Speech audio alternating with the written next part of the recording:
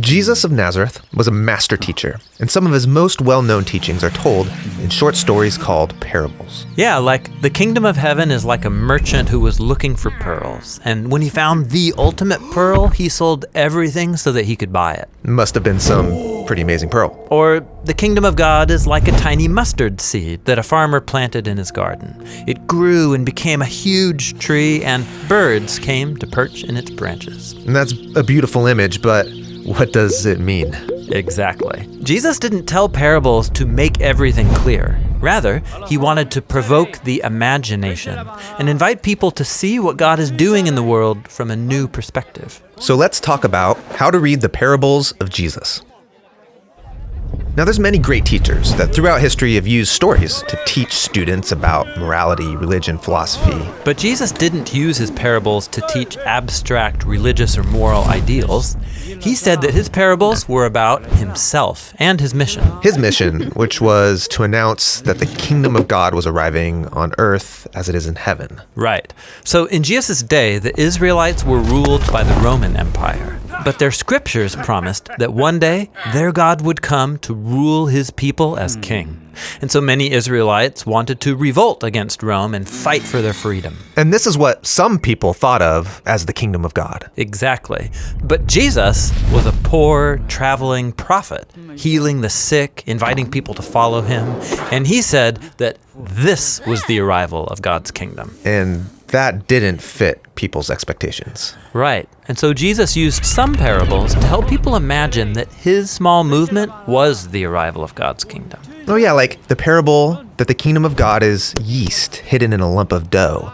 And you might not see its influence, but it's gonna change everything. Jesus also told parables about the upside-down values of God's kingdom, about how the least important people in the world are actually the most important people to God, especially those who are poor and of low status. Yeah, like the parable about the business owner who hired workers throughout the day, in the morning, later in the day, and even towards the end of the day.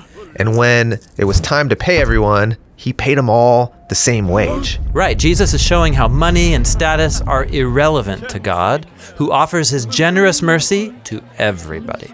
Now, not all of the parables have happy endings. Some are really intense. Yes, Jesus stood in the tradition of Israel's prophets, who also told parables to criticize Israel's leaders because they mistook their kingdom for God's.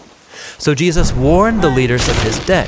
If they don't accept his offer of God's kingdom, they're headed for destruction. Yeah, like the parable of the landowner who built a wonderful vineyard, and he expects it to produce fruit. Yes, Jesus gets this parable from the prophet Isaiah, but then he adapts it. Right, and so the landowner appoints managers to take care of this vineyard.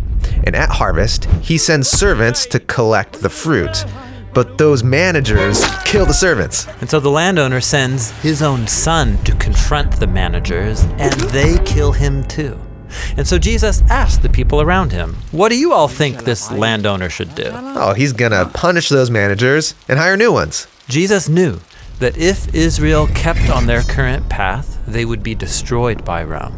And so in parables like this, he's forcing people to make a decision about his offer of God's kingdom. Are people going to reject him, ignore him, or trust and follow him?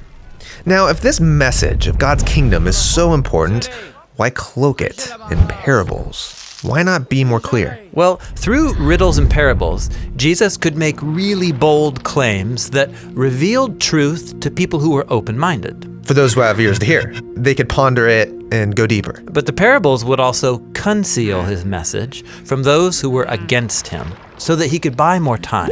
Buy time for what? Well, Jesus was preparing his closest followers for the greatest surprise yet.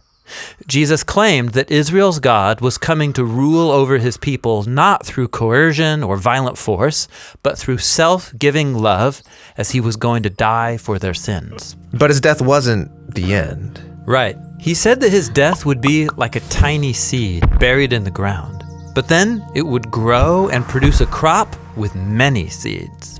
So, these parables, they explain who Jesus was and what he was up to. And the gospel authors have preserved these parables so that now every generation of Jesus' followers can read and ponder them. And imagine how God's kingdom is still at work even today. Right. These ancient parables are still full of new surprises and challenges. They're like a storehouse packed with treasures, some that are new, some that are old, and it's all just waiting to be discovered.